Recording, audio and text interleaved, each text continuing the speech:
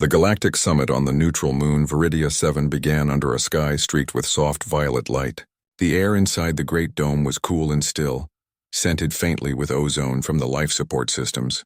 Representatives from 5 major spacefaring civilizations sat in a wide circle on floating platforms that adjusted to their varying physiologies. The insectoid Kethar clicked their mandibles in low tones.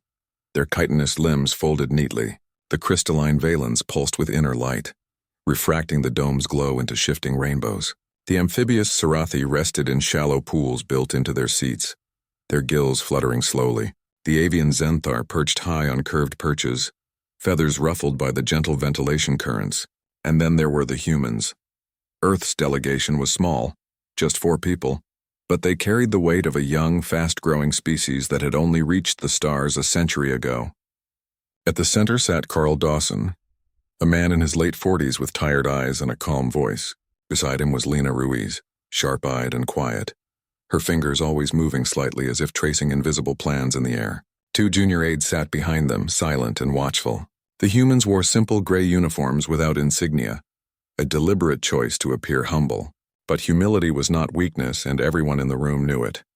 For weeks the summit had moved slowly. Proposals were exchanged. Old grievances were aired. Maps of contested systems were projected in the air, glowing lines crisscrossing the void between stars.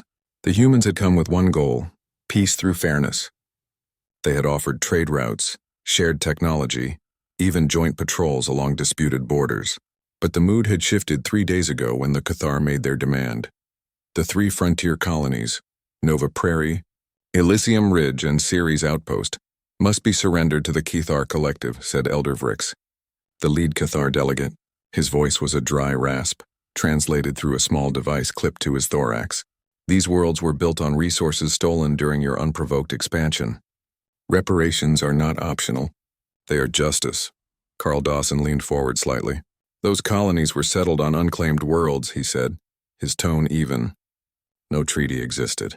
No prior claim was registered with the Galactic Registry. We followed every protocol. Protocols written by your own kind, snapped a Zenthar delegate, her wings flaring slightly. You humans arrive, plant your flags, and call it law. You do not understand patience. You do not understand balance, Lena Ruiz spoke then, her voice low but clear.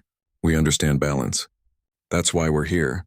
We could have fortified those colonies. We could have armed every civilian transport. Instead, we came to talk. The Velan representative shimmered, their crystalline form humming. Talk is meaningless if one side refuses to acknowledge the harm it has caused. The Cathar feel insulted. The Sarathi report increased human patrols near their spawning nebulae. Even the Zenthar have lost 2 scout ships near your outer rim. Your presence is overwhelming. Carl looked around the circle. He saw no allies, only wary observers waiting to see how Earth would react. The galaxy had long viewed humanity as impulsive, emotional, dangerously fast. They expected shouting. They expected threats, maybe even a walkout. Instead, Carl took a slow breath. We hear your concerns, he said, and we are willing to discuss boundaries, oversight, even temporary withdrawals if it builds trust.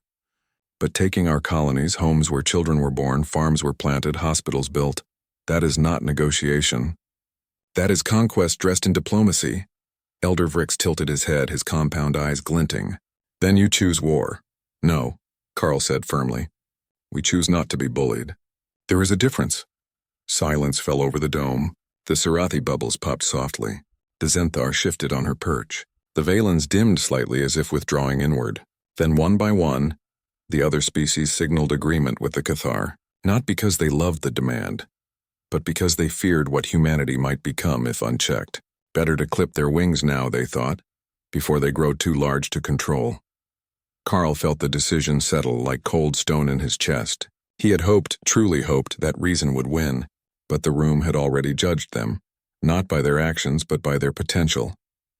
Then the summit is over, he said, standing slowly. We will not sign a treaty that begins with surrender. Lena rose beside him, her expression unreadable. The aides gathered their data slates without a word. As they walked toward the exit, no one spoke to them. No one offered a farewell. The humans were already being treated as outsiders, as aggressors, though they had fired no shot and broken no law. Outside the dome, the twin suns of Viridia 7 cast long shadows across the landing field. Their shuttle waited, engines humming softly. The human delegation boarded in silence. Inside the cabin, Carl stared out the viewport as the moon's surface fell away. Below, the great dome looked small, fragile. "They think we'll go home and sulk," Lena said quietly, standing beside him. "Or beg for another chance," Carl replied. She shook her head. "They don't know us." The shuttle climbed into orbit, joining the sleek, unmarked vessel that had carried them here. The Athena, Earth's flagship for diplomatic missions. Its hull bore no weapons, no markings, just the simple blue and white emblem of the United Earth Council. But hidden in its cargo bay were encrypted data cores containing every word, every gesture, every betrayal from the summit.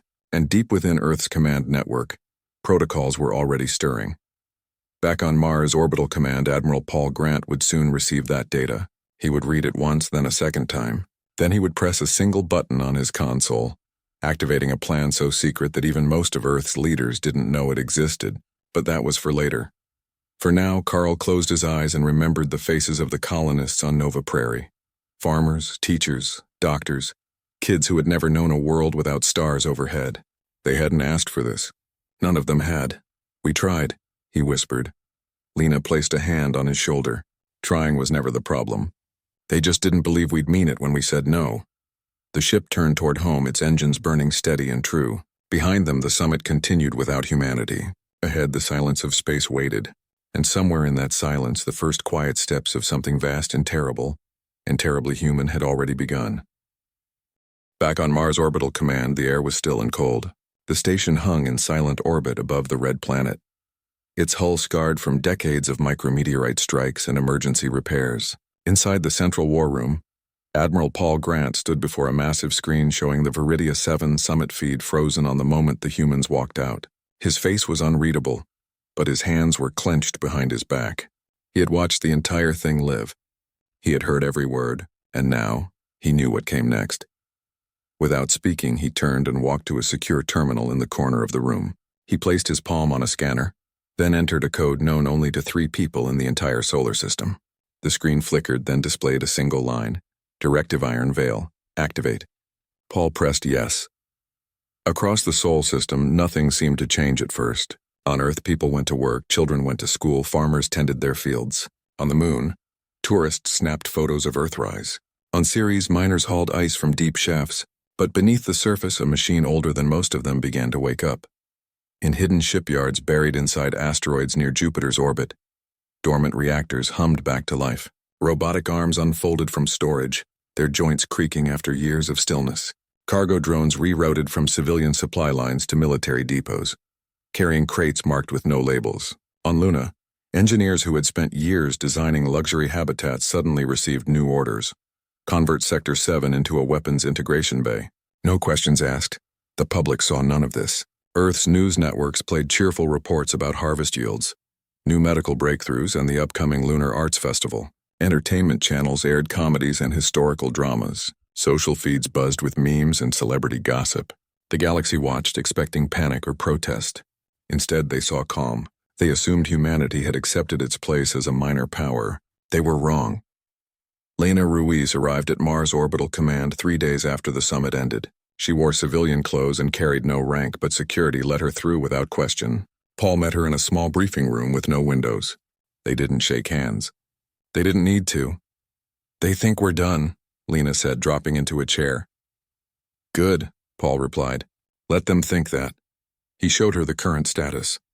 Over 200 civilian freighters had been quietly retrofitted with military-grade shielding and point defense turrets disguised as cargo cranes. Orbital defense platforms around Earth and Mars had been upgraded with new targeting systems that could track and disable enemy ships without firing a single projectile. And on the far side of the Moon, construction had begun on the first Ares-class dreadnought, a ship designed not for show, but for silence, speed, and overwhelming control. "We're not building an invasion fleet," Paul explained. "We're building a shield. One they can't break," Lena nodded. "They expect us to fight like them, loud, brutal, full of fire. But we don't have to." "Exactly," Paul said. "We show them that peace isn't weakness. It's a choice. And we choose it every day, even when we could crush them." Meanwhile, on the frontier colony of New Memphis, Life went on as usual. Colonists tended hydroponic farms, repaired solar arrays, and sent weekly data packets back to Earth. They had no idea that hidden beneath their central plaza was a quantum relay node, part of a network that would soon link every human world into a single defensive grid. They didn't know that their local comms tower doubled as a sensor array capable of detecting cloaked ships from 3 light minutes away. They just lived. And that was the point. Back on Earth, President Elena Morales addressed the United Earth Council in a closed session. She didn't speak of war. She spoke of resilience, of unity, of the quiet strength that had carried humanity through plagues, wars, and climate collapse on their home planet. Now that same strength would protect them among the stars. "We will not strike first," she said, "but we will not be struck without answer. And our answer will not be what they expect." The Council voted unanimously to authorize full activation of Directive Iron Veil. No public announcement was made. No emergency broadcasts. Just a single encrypted message sent to every human outpost, ship, and station. Prepare. Hold the line. Trust the plan. In orbit around Saturn, a deep space mining vessel named the Pioneer changed course without explanation. Its captain, a quiet man named Dale, received new coordinates and a Priority 1 update package. He uploaded it without reading the contents. He didn't need to. He knew what it meant. His ship's cargo hold, once filled with refined helium-3, now held something far more valuable. Components for a new kind of weapon, one that didn't destroy, but disabled. On Venus Cloud Station Alpha, scientists working on atmospheric processors were reassigned overnight. Their new task: calibrate resonance frequencies for a field generator that could disrupt exotic matter reactions at a distance. They worked in shifts, sleeping in rotating bunks fueled by coffee and quiet determination. None of them complained. They understood what was at stake. Even children played their part, though they didn't know it. School curriculum subtly shifted to include more engineering puzzles, logic games, and crisis simulations. Not to train soldiers, but to build minds that could solve problems without violence. Humanity's greatest weapon wasn't its ships or its tech. It was its ability to think differently. Weeks passed. The galaxy heard nothing from Earth. No angry speeches. No troop movements. No fleet buildups. The Cathar grew confident. They began planning their occupation of the 3 colonies, sending survey teams and propaganda broadcasts. The Velans and Zenthar watched, uneasy but silent. The Sorathi prepared their own contingencies just in case. But on Mars Orbital Command, Paul Grant stood once more before the main screen. This time it showed a live map of the entire Sol system. Hundreds of green dots pulsed steadily. Ships, stations, hidden platforms, all ready. The Ares-class dreadnought was 90% complete. The quantum disruption network was online in test mode, and every human world was calm, focused, and waiting. Lena stood beside him again. "They're coming," she said. "Let them," Paul replied. He didn't smile. He didn't need to. The plan was in motion. The galaxy expected rage. They would get restraint. They expected chaos. They would get order. They expected humans to break. Instead, they would find humans unbroken, unbowed, and utterly prepared. And when the first Cathar warship crossed into human space, it wouldn't meet fire. It would meet silence. A silence so complete, so absolute, that it would echo through the stars for generations. For now, though, there was only work. Quiet, relentless, and precise. Humanity did not shout. It built, it planned, it endured. And in the cold dark between worlds, its true strength began to shine, not as a threat, but as a promise. The Cathar fleet dropped out of warp just beyond the orbit of New Memphis's outer moon. 12 razor-winged destroyers, their hulls gleaming with biometallic plating, formed a tight wedge as they powered toward the colony. Inside the lead ship, Elder Vrix watched the planet grow larger on his view screen. He felt no fear, only certainty. The humans had shown no military response in weeks. Their silence was surrender dressed as patience. This would be easy. On the surface of New Memphis, colonists went about their day. Farmers checked irrigation lines in the vast wheat fields that stretched across the northern plains. Children played in the central square near the schoolhouse. In the medical center, Dr. Nina Cole delivered a baby, the colony's 204th birth since founding. No alarms sounded. No emergency broadcasts interrupted the calm. The people trusted their leaders. They trusted the quiet hum of the orbital network they didn't even know existed. As the Cathar fleet entered the upper atmosphere, their sensors scanned for defenses. They found nothing. No warships, No missile silos, no energy signatures beyond civilian power grids. Fricks allowed himself a small click of satisfaction. The humans were exactly as the galaxy believed. Brash but brittle, loud but hollow. Then, without warning, the sky darkened. Not from clouds, not from smoke, but from something unseen. The Cathar ship's lights flickered. Navigation panels went blank. Engine readouts flatlined. One by one, every vessel in the fleet lost power. Not exploded. Not damaged. Just stopped, like toys with dead batteries. The biometallic wings froze mid-glide. Life support systems stuttered. Gravity plating failed, sending Cathar crew members floating helplessly inside their own ships. On the bridge of the lead destroyer, Fricks gripped his command throne, mandibles clicking in panic. "What is this?" he rasped. "Report!" No one answered. Comms were dead. Sensors were blind. Even the emergency beacons refused to activate. Outside, the other ships drifted like ghost vessels caught in an invisible net.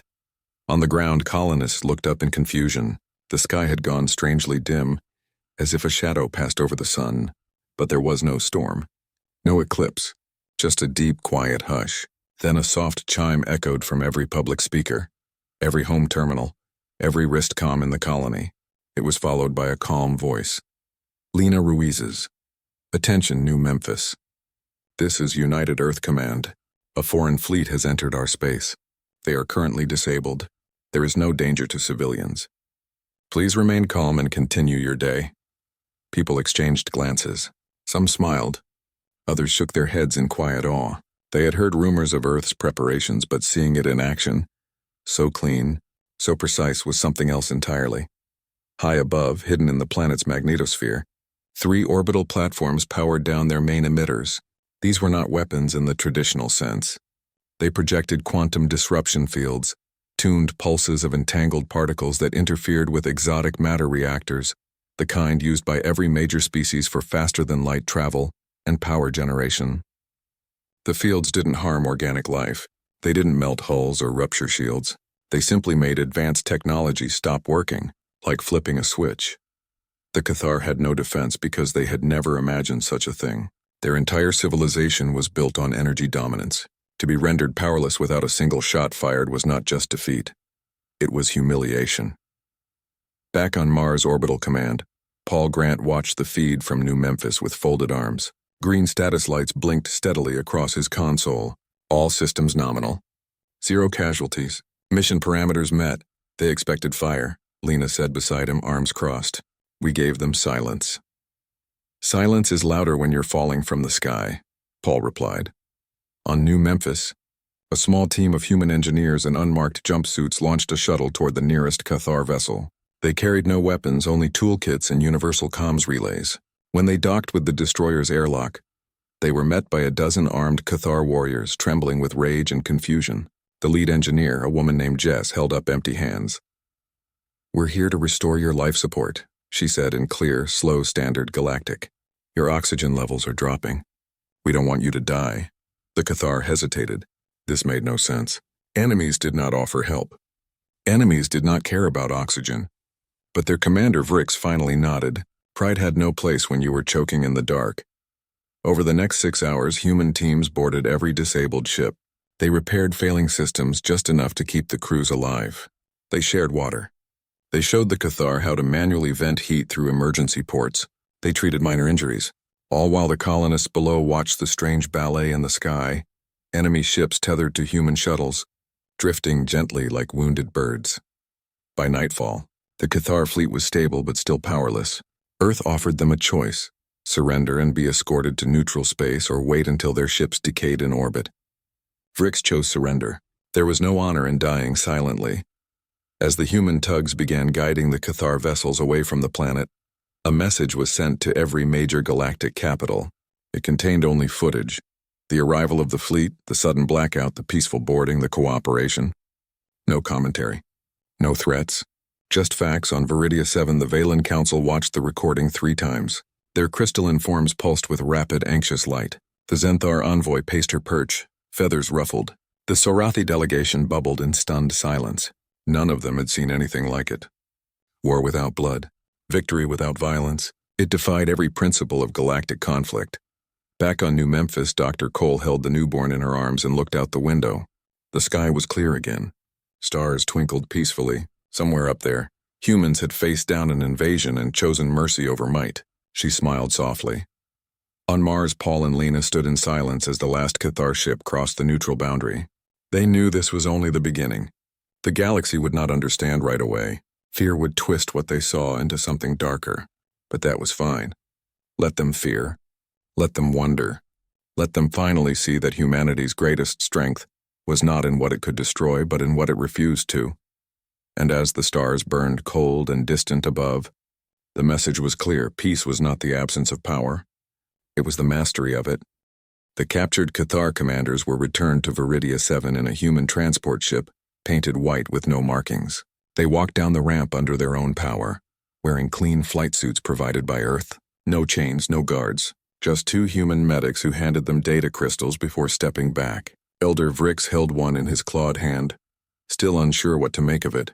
He had expected prison. Instead, he had been fed, healed, and flown home like a guest. Inside the great dome, the other species waited. The Valens shimmered with curiosity. The Zenthar perched high, eyes sharp. The Sorathi sat in their pools, gills flaring slowly. When Vrix inserted the crystal into the central console, the dome filled with images. Not propaganda. Not edited footage. Raw sensor logs from New Memphis. Every moment of the failed invasion from approach to surrender. Then came schematics. Not of weapons, but of the quantum disruption field emitters. Energy signatures. Range projections. Even fail-safes built to protect civilian ships. The Valens analyzed the data first. Their crystalline minds processed terabytes in seconds. What they found chilled them to their core. Earth possessed a network of stealth satellites, hundreds of them, hidden in asteroid belts, cometary clouds, and dead orbits. Each could disable any known drive system within a light year. Together, they could shut down an entire armada without firing a shot. But that wasn't the worst part. Buried in the data was a second layer, antimatter stockpiles, enough to sterilize dozens of star systems, enough to turn planets into glass. And yet Earth had never mentioned it, never threatened it, never even hinted at it. Lena Ruiz entered the dome alone. She wore the same gray uniform as before, but now it carried weight. No one rose to greet her. No one spoke. She walked to the center and faced the circle. "We didn't bring you here to boast," she said, her voice calm. "We brought you here to show you the truth. We could have killed every Cathar on those ships. We chose not to. We could have turned their fleet into scrap. We chose not to. We could have demanded reparations, hostages, territory. We chose not to." She paused, letting the silence settle. "We hold back not because we are weak, but because we believe peace is worth more than victory. You called us reckless. You said we don't understand balance. But balance isn't about fear. It's about choice. And we choose to protect life, even when it belongs to those who would take ours." The Zenthar delegate finally spoke, her voice sharp. "Why show us this? Why reveal your power?" "Because secrets breed fear," Lena replied. "And fear breeds war. We don't want your fear. We want your trust. And trust starts with honesty." The Sorathi elder bubbled softly. "You disabled our scout ships last cycle near the Helix Nebula. We thought it was sabotage." Lena nodded. "We detected your ships scanning our deep mining operations. We sent a warning pulse, non-lethal, just enough to shut down your sensors for 10 minutes. We assumed you'd understand it as a boundary marker. If we offended you, we apologize." The Sorathi exchanged glances. They had reported the incident as an attack. Now they saw it for what it was, a polite knock on the door. The Valens pulsed in unison, a sign of deep contemplation. One of them stepped forward, their voice chiming like glass. "Your restraint is unnatural. In our history, power always seeks expression. Always. You possess tools of absolute control, yet you use them only to prevent harm. How is this possible?" Lena smiled faintly. "Because we remember what it cost us to learn this lesson. On our home world, we had wars that nearly ended us. Cities burned, oceans poisoned. Children starved. We looked into the abyss and chose to step back. That memory lives in every human law, every school lesson, every leader's oath. We do not fear strength. We fear forgetting." The dome fell quiet. For the first time, The other species saw humanity not as upstarts or threats, but as survivors who had chosen a harder path. Not conquest, not dominance, but coexistence earned through discipline. Brick spoke then, his voice rough but clear. I led the attack on New Memphis, believing you would break. Instead, you showed mercy. That is a kind of strength I do not understand, but I respect it. He placed the data crystal on the floor between them. The Cathar withdraw all claims on your colonies. We offer formal apology, and we request as guidance in building systems that protect without destroying. Lena bowed her head slightly. Earth accepts your apology, and we welcome your request. Over the next days, the summit changed. No longer a court of judgment, it became a workshop. The Valens proposed a joint research initiative to study human ethical warfare protocols. The Zenthar offered to share their deep space navigation maps in exchange for access to Earth's non-lethal field theory. The Sarathi suggested a mutual observation pact. Each species could station unarmed monitors on the other's borders to prevent misunderstandings. But the real shift was deeper. In private talks, delegates admitted their fear. They had seen humanity's speed, their numbers, their boldness, and assumed it meant hunger for power. Now they saw it meant hunger for a future where power served life, not the other way around. Back on Earth, news of the summit's turn spread quietly. No parades, no victory speeches. Just a simple message from President Morales. We stood firm so we could stand together. On New Memphis, the colonists returned to their fields. The baby born during the crisis was named Sol, after the sun that warmed their world. Dr. Cole held him and whispered, You'll never know how close it was, but you'll live in the peace they made. On Mars Orbital Command, Paul Grant watched the live feed from Viridia 7.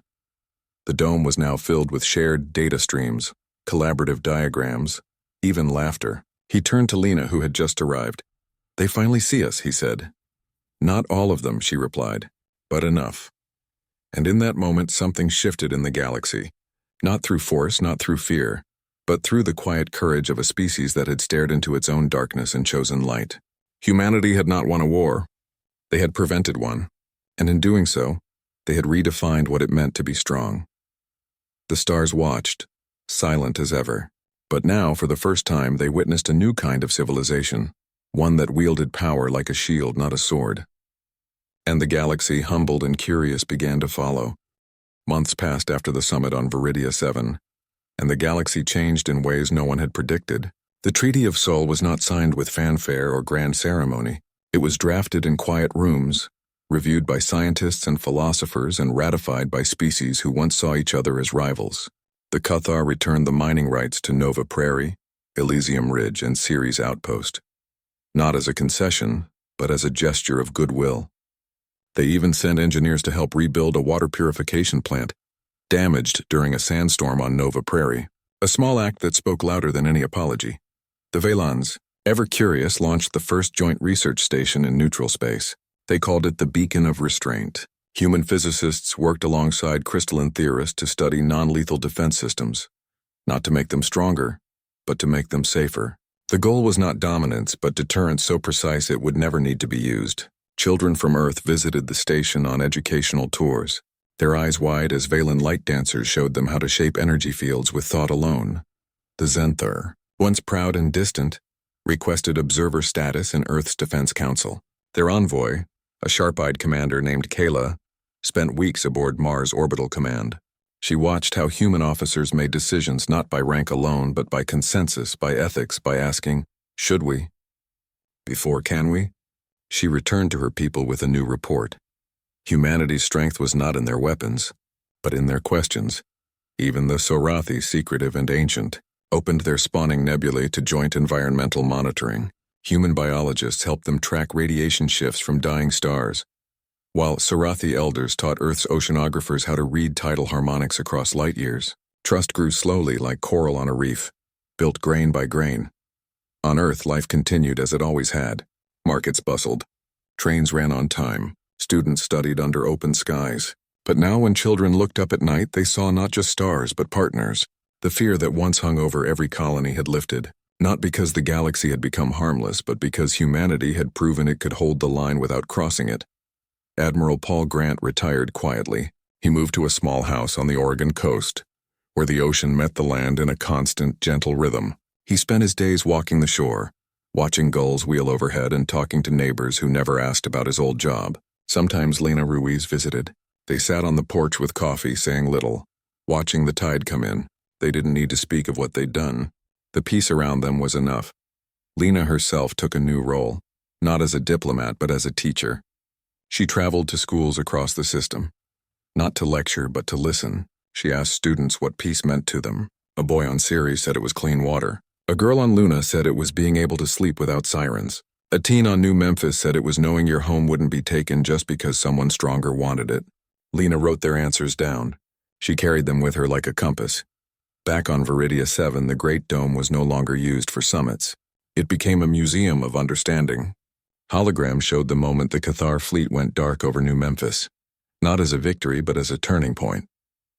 Visitors could stand where Lena had spoken and hear her words echo in a dozen languages. The data crystals once used for threats were now teaching tools, showing how power could be held with care. The galaxy learned something new. That might did not have to mean menace, that a species could grow fast and still choose kindness, that silence could be the loudest warning of all. On a clear night, Paul stood on his porch and looked up. A human freighter passed overhead, its running lights blinking in the standard pattern. Beyond it, a Valen science vessel glided silently toward the outer rim. Further still, a Zenthar patrol ship circled in slow orbit, watching not for enemies but for drifters in need of aid. The sky was no longer a battlefield. It was a neighborhood. He thought of the billions who would never know how close they came to war, how their farms, their schools, their quiet moments of joy had been protected not by fire, but by choice, by the decision of a few to build shields instead of swords, by the courage to show mercy when vengeance would have been easier. In San Diego, a child laughed as she chased fireflies in a park. In a lunar greenhouse, an old man tended tomatoes under artificial suns. On a research outpost near Pluto, two scientists from different worlds shared a meal and debated the nature of time. None of them carried weapons. None of them feared the dark. That was the real victory. Not treaties or technology, but the simple daily act of living without fear. The galaxy would never forget what happened when peace talks failed. They remembered not the threat, but the response. Not the power, but the restraint. And in that memory, a new standard was born. Strength measured not by what you could destroy, but by what you chose to protect. And so, under the same stars that had watched empires rise and fall, humanity stood not as conquerors, not as victims, but as guardians. Quiet, steady, and sure, the kind of species that, when pushed, did not roar. It built, it healed, it endured. And in doing so, it changed everything.